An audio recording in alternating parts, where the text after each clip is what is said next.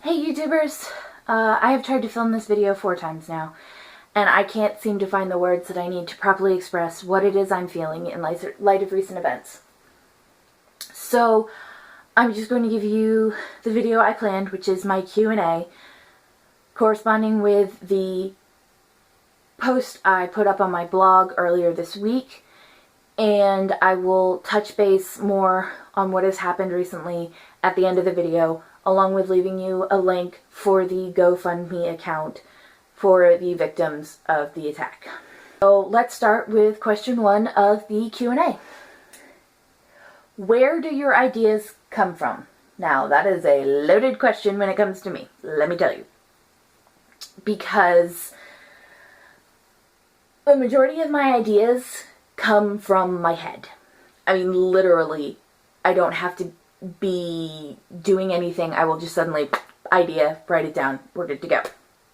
I don't know why that happens, but it does.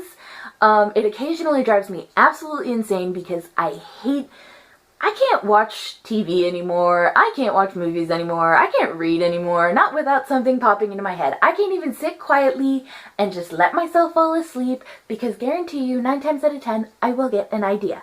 And it will have to be it will have to be written down, or I will spend the next week or so agonizing over what it was supposed to be that I wanted to write down, what I was trying to figure out, the whole shebang. So yes, my ideas come from anywhere and everywhere, and there is an endless limit to them, apparently. Number 2, how many OCs is too many? I'll let you know.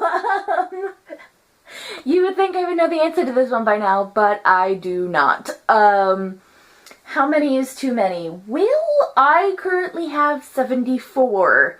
The newest 4 that I have, one of them is Little Sis's fault. One of them is Mom's fault. I think the other 2 are all me. But yes, so as long as I have a storyline, a unique storyline to go with each one, I will probably never stop making OCs. So I say too many OCs is when you don't have enough story ideas for them. When you don't have enough ideas for each OC to give them their own universe, or maybe even put them together if you do, but still give them their own storylines within the universe. If you've got more OCs than you do ideas, then you have a problem. Unfortunately, yes, I say unfortunately, I don't have that problem yet. I don't think I'll ever have that problem, I'm afraid. Number 3, how do you keep all your characters in order? I don't know how I keep them all in order. I just do. You name a character of mine, I can give you background details. I can give you what I've written for them so far. I can give you what their end game is. It is ridiculous the number of things I can list off the top of my head for my characters. I honestly think it's because they all come from in my head, but I also have the same ability with movies and books and TV shows and actors, and if I had had this kind of recall when I was in high school, I would have been an honor roll student. It would have been really nice. Number 4, do you find it hard to integrate your OCs into their given world? For some of them, yes, it is a slight challenge. Even if I have an idea for them, adding any character in that wasn't originally in the concept of the world you're putting them into is going to be difficult, because there's no place for them. You have to create their place, and that's not always easy for everybody. Even if you've got an idea of what you want them doing, you still need to find a way to introduce them into the world without them just suddenly popping up out of nowhere. Like, for a lot of my characters, they're siblings of other characters that already exist. Therefore, that's how they're there. They are a sibling. There is a backstory to how they came to be as a part of a family that already exists in the world. But if you're taking a character that is completely their own, it isn't related to anybody, then it's a little bit more complicated, because you do need a full backstory that you have to create on your own about where they came from, why they came from. I don't actually have too many of those, but the ones I do find it hard to integrate them. It takes a bit more effort to put them into the world than it would for a character that's a sibling or whatever. Number 5. How do you keep from making your OCs too similar? I don't. Because to me, they're all sisters. They all come from me, so they're all related to each other in a way. They're all their own person. Yeah, they're all their own person, but at the same time, like I said, they're basically sisters. I created them, so to me, they're all, you know, related to each other. They all have traits that they share with at least one other of my characters, whether it's an obvious trait or a not so obvious trait.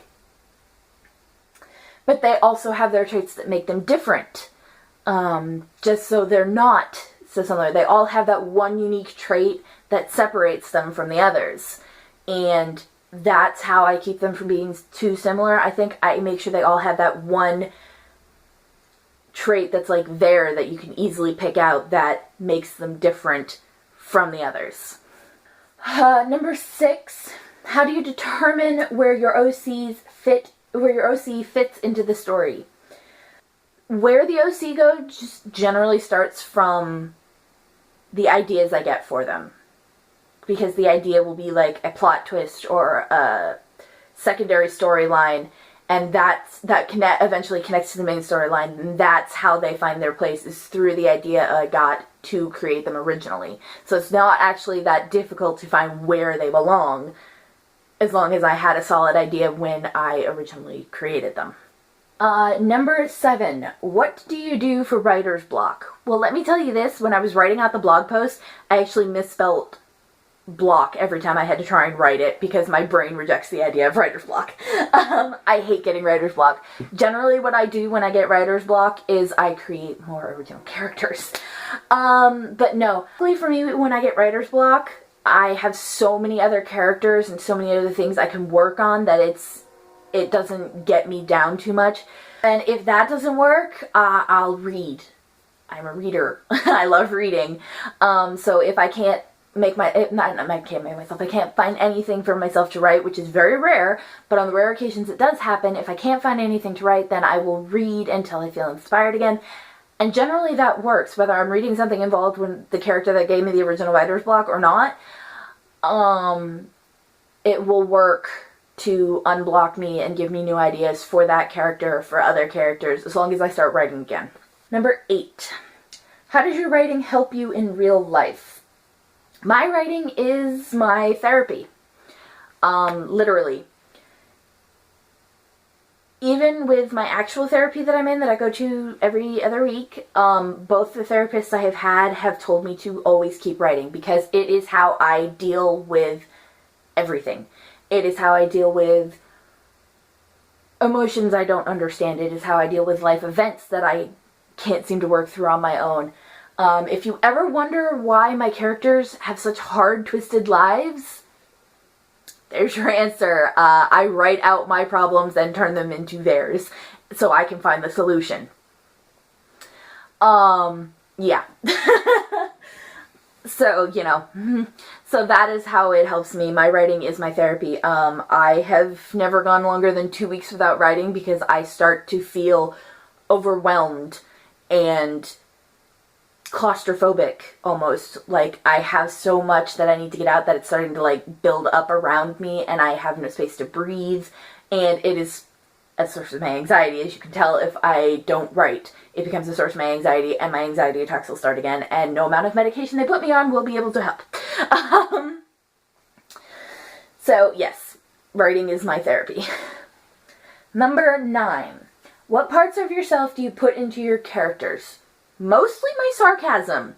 It is my main prominent feature. A characteristic, not feature. It is my main prominent characteristic. I am a sarcastic bitch. I have no qualms admitting this. I am quite happily a sarcastic bitch.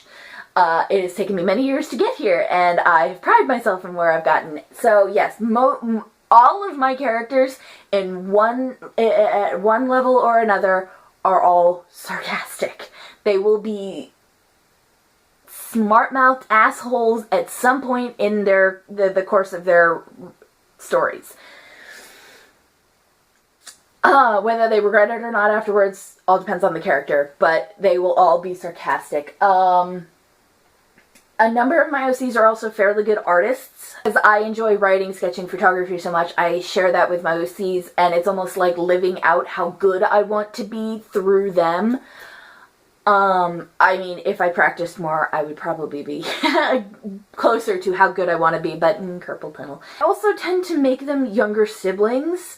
They'll have complicated pasts, father issues, which is straight for me. My past is no walk in the park. I haven't spoken to my father in 4 years. They always have a determination to do what is right. And it generally gets them into trouble. That is a huge chunk of me. That is like literally most of the reason I was in the principal's offices in school. Another reason why I was in the principal's office that I shared them is not being afraid to say what's on their mind. Not being afraid to say what they really think, what they really feel, and yeah, that gets them into trouble too. But it is, all the things I share with them are such big parts of what make me who I am. I feel like certain characters couldn't do what they need to do in their worlds if they didn't have those traits. So, sorry girls. And number 10, how do you make hard decisions for your OCs? Well, I am fully willing to admit I'm a terrible person when it comes to what I do to my OCs. I actually wrote a background story for one of my, the background for one of my Dark Hunter OCs. I never posted it because it hit a little too close to home, but I created a background story for her that was so traumatic and life-changing that both Bestie and Little Sis slapped me. Okay? Bestie's was verbally, but Little Sis's was not. She was standing right next to me. Yeah, so I will fully admit I'm a terrible person. I mean, I have no issues coming up with horrible situations for them to work out of. I have no problem with dangerous consequences or stupid mistakes. Everybody makes them. Everybody has them. I have no problem putting in realistic situations. Painful transformations, losing friends, pushing away loved ones. Things everyday people do all the time. I have no problem admitting that these are going to happen no matter what kind of supernatural science fiction universe my characters are in. They're still at their cores people, and they're going to do these things. So I do it because I know that the characters I've created are strong enough to get through the situations. They're able to endure whatever I've done to them. It will change them. They won't be the same person I started with, but it makes them stronger, it makes them tougher, gives them a thicker skin, Do I push things too far sometimes? Yes. I will admit some of my ideas that are so out there and have no real purpose other than to see if I can do it. See if I can write it out, see if I can find a reason for it, and 9 times out of 10, the answer is no, just so you're aware, which is why it's never seen the light of day outside of my laptop. No, those ideas don't usually end up being shared. They're never in the final product. But when it comes to a dangerous situation that you want to put your OC in, that you see it as a hard decision, ask yourself, can a real life person physically, mentally, and emotionally make it through the situation? No matter how messed up they'll be at the end, can they do it? If the answer is yes,